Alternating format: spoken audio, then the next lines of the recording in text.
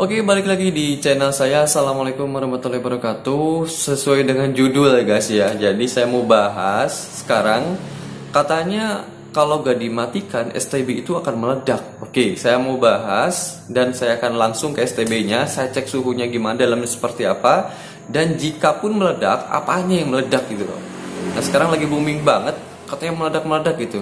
Tapi dari zaman dulu ya, ada namanya TV kabel, ya itu nggak pernah dengar isu meledak. Bahkan TV kabel kan sama sistemnya dengan STB seperti atau TV parabola lah, parabola ya kan, receivernya juga sama sepertinya seperti ini. Dan dia juga dinyalakan terus, dan dulu tuh gak pernah gak pernah denger kata ada receivernya meledak gitu loh. Nah sekarang kok jadi heboh, kenapa STB digital?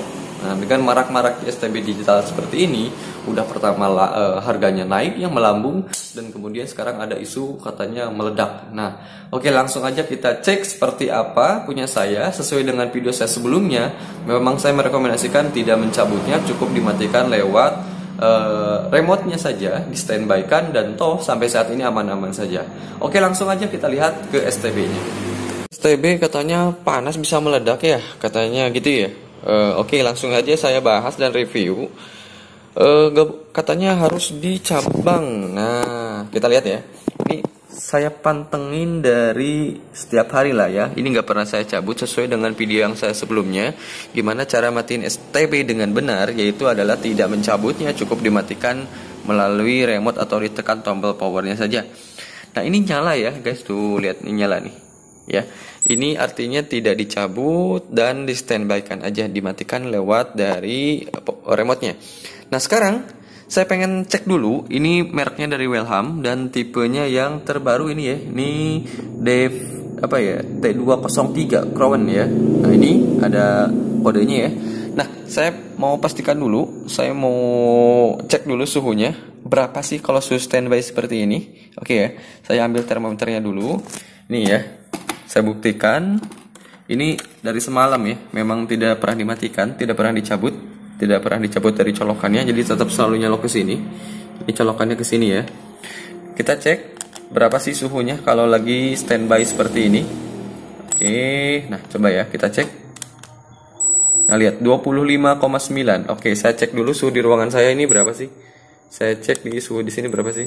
Nah betul. Artinya apa? Artinya adalah dingin, adem aja, gak ada anget-anget juga, adem gitu loh ya. Ini punya saya ya. Nah tapi mungkin akan berbeda dengan tipe-tipe yang lain. Tapi untuk saya pastikan untuk merek ini dan tipenya yang terbaru ya, yang versi ini saya pastikan dulu T203 ini adem banget kalau lagi posisi mati seperti ini. Sekarang saya nyalakan dulu. Nah saya tunggu mungkin beberapa menit, nanti dia nyala, nanti saya cek lagi suhunya. Saya akan buktikan dalamnya itu seperti apa dan bagian apa yang panasnya. Emang ini agak hangat kalau lagi nyala, cuman di bagian mana yang katanya meledak gitu loh. Ada potensi meledak tuh di mana gitu loh. Nanti saya akan coba bongkar dalamnya seperti apa, dan kita lihat di bagian mana yang panasnya. By the way, udah subscribe belum? Klik dulu ya di bawah. Thank you. Oke, ini sudah sekitar berapa menit ya? Mungkin 1 atau 2 menit lah. Tapi sudah sedikit hangat. Oke, tadi kan sekitar 25,9 ya. Saya cek dulu. Ini memang sampel aja ya, sampel aja. Oke, masih di 35,9 ya. Sorry, belum. Nah, ini nih. Nah, ini 30 ya, udah 30,3. Oke, suhunya ini masih hangat 30. Nanti kita tunggu sebentar lagi, kita cek lagi suhunya. Nah kalau sudah panas banget, bukan panas banget, tapi berapa sih suhu maksimalnya kalau lagi dipakai itu ya, suhu luarnya ya, suhu casing. Dan ini casing dari logam. Nanti saya akan buka di dalamnya bagian apa atau komponen apa yang panas banget gitu loh ya. Apakah yang ramai sekarang, oh di bagian elko-nya bang. Nah, apakah bener elko-nya panas? Nanti kita lihat. Oke, sekarang cek lagi. Ini udah beberapa menit kemudian. Kita cek lagi suhu casingnya berapa. Apakah terus meningkat? Oke, saya cek dulu ya. Ini biar real time aja, maksudnya tidak hanya omong-omong aja, rame banget isu gitu loh. Kita cek aja. Oke, udah sudah 30 ya. Jadi casingnya tetap di 30 derajat. Ini kalau menurut saya sih gak panas, cuman anget-anget aja gitu loh. Oke, langsung aja ya, saya sudah buka bautnya di bagian belakang. Langsung aja saya mau bongkar dalamnya. Nah, saya pengen lihat di bagian apa yang bikin panasnya itu. Kalaupun misalkan ada potensi meledak, itu ada di mana. Nah, nanti kita lihat ya seperti apa dalamnya. Oke, hati-hati les. Tapi di sini ada AC ya. Oke, kita di sini ada, nanti saya jelaskan sedikit, saya buka dulu. Oke, sudah saya buka. Nah, di sini cuman kalau kalian buka-buka jangan diikuti. Karena kenapa? Karena di sini ada jalur AC, jalur listrik PLN-nya. Karena di sini ada trafonya. Nah, ini bagian ini udah, ini blok high voltage-nya ya. Nah, ini dikasih tanda nggak boleh disentuh. Bahaya juga. Nah, sekarang di bagian mana yang panasnya itu? Nah, apakah di blok power supply atau di blok konversi digitalnya gitu loh. Oke, jadi kalau di blok power supply, kemungkinan yang panasnya itu atau yang hangatnya biasanya ada di trafonya, ya, atau di IC-nya, hangat-hangat biasanya. Kalau elko itu biasanya nggak panas. Nah, kecuali memang pemasangan kebalik salah, itu biasanya meledak, salah. Oke, saya mau pastikan dulu di bagaimana yang panasnya. Kita cek pakai termometer. Kita cek pakai termometer. Oke, kita cek bagian sini ya. Nah, ini ada blok apa nih, blok antena ya. Kita cek berapa suhunya. Oke, 30, ini 30. Nah, sekarang ada pendingin di sini, ada pendingin. Oke, kemungkinan yang bikin panas ini ya. Saya cek lagi. Nah, betul ya. Itu di sekitar 35. Jadi blok ini yang panas nih. Nah, betul ya. Jadi yang bikin panas itu bukan dari elko. Lihat, elko itu posisinya jauh. Kalau dia panas masih ada jarak. Nah, perhatikan, yang bikin sumbernya panas adalah yang pendingin ini. Di sini ada kalau saya bilang ini mungkin prosesornya lah ya, prosesornya. Jadi kalau misalkan ingin mendinginkan, ya dinginkan ininya. Nah, boleh ditambah pendingin atau ditambah kipas juga boleh. Ya, mungkin nanti saya ke depan di video selanjutnya. Kalau mungkin ada beberapa yang butuh kipas, nanti saya bikin tutorialnya gimana cara mendinginkan STB ini dengan kipas otomatis. Jadi kalau STB-nya nyala, kipasnya nyala. Kalau STB-nya dimatikan, nanti kipasnya juga mati otomatis. Nah, sementara ini dulu saya mau lihat dulu di manakah sumber panasnya ya. Oke. Jadi kalau kita lihat di blok sini emang agak sedikit hangat. Nah, sekarang saya mau pastikan dulu di blok ada, kita lihat di elko ya, ini kapasitor. Oke, di 37. Oke, blok sini. Nah, karena di sini kan komponennya berdempetan ya. Biasanya memang ada sumber panas. Apakah? Nah, biasanya sumber panas dia ada di komponen aktif, biasanya di IC ya. Ataupun dia di lilitan ya. Nah, di induktor. Di induktor juga biasanya menghasilkan panas. Nah, kayak trafo gitu ya. Kayak gitu-gitu menghasilkan panas. Oke, di blok AC ini memang ada yang bagian panas. Nah, apakah di mana ya? 36 aman, kita cek. Oke, agak jarak.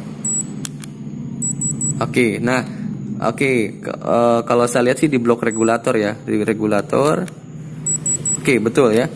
Jadi yang bikin panas sih kalau di AC di blok regulator. Di sana ada IC nih. Nah, itu panas ya, blok AC.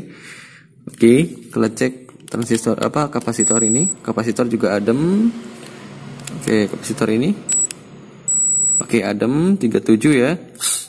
Nah, jadi kalau saya perhatikan 36. Nah, ada beberapa poin yang sumber panas di sini. Harusnya sih di semua STB tipenya sama, dalamnya kayak gini-gini aja lah ya. Jadi ada blok power supply dan sebagainya. Kalau pertama yang bikin panas itu ada di blok power supply, itu ada di regulator, itu adanya di IC. Nah, yang ini. Nah, yang ini IC 1. Yang ini sih harusnya enggak terlalu panas. Sumber panas di sini. Yang di blok IC, dan perhatikan IC ke kapasitor jaraknya ada jarak. Nah, terutama ke yang kapasitor besar-besar. Oke. Kemudian yang kedua ada di blok. Nah, yang pendingin ini kayaknya di prosesornya. Itu anget.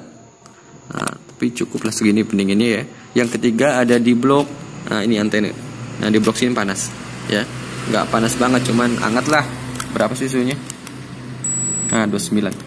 Jadi nggak terlalu panas-panas banget. Ya, hangat lah segini. Jadi di sini kalau saya simpulkan ada 3 sumber panas. Yang pertama ada di blok power supply-nya, yang kedua di prosesor ini, yang ada pendingin, yang ketiga ada di blok sini. Nah sekarang jika harus misalkan ada ledakan, apakah dari mana gitu loh? Kemungkinan yang ledakan itu adanya dari IC yang kepanas overheat. Nah mungkin dari power supply. Nah kalau dari prosesor sih biasanya jarang banget karena sudah ada pendingin dan sebagainya. Ya, yang biasanya potensi ledakan tinggi itu yang pertama sumbernya dari kapasitor, yang kedua dari IC ini. Nah, tetapi kalau kapasitor kan jaraknya agak jauh tuh. Nah, biasanya panas itu ya tadi balik lagi.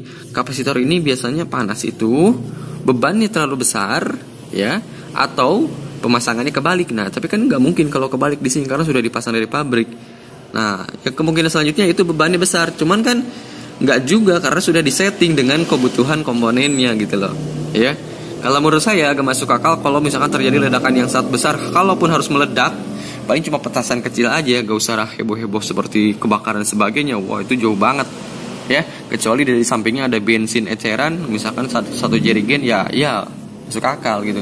Cuman kan secara ini ya, secara logika aja komponen kecil-kecil ini walaupun meledak gitu loh ya segimana sih, paling cuma petasan kecil aja.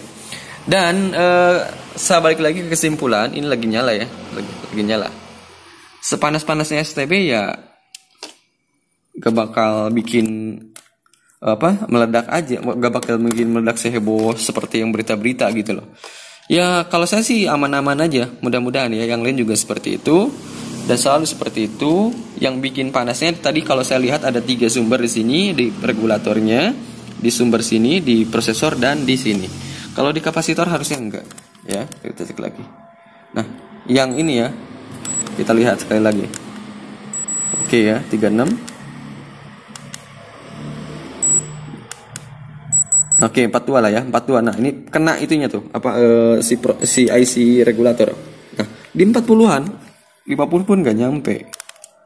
Nah biar dia relatif lebih rendah karena dia pakai pendingin. Nah yang ini 29, lebih rendah lagi. Jadi memang terpanasnya ada di blok ini nih, regulator ya, di regulator. Oke, sekarang di sini saya mau lihat sedikit ada yang unik. Nah mungkin teman-teman di sini belum banyak yang tahu. Nah seperti di video saya sebelumnya di yang cara mematikan STB dengan benar, saya memang merekomendasikan tidak dicabut tapi cukup di standby kan aja. Kenapa? Karena di sini lihat apa ini? Nah itu ini ada buzzer ya. Walaupun ini mungkin saat ini belum optimal bekerjanya, mudah-mudahan softwarenya terus diupdate. Jadi nanti ada cara update-nya ya. Di sini sudah ada nih cara unduh. Nah nanti saya bikin videonya lah kalau misalkan kalian bingung. Jadi firmware itu bisa diupdate. Kenapa? Karena di sini ada software namanya EWS, Earth Warning System.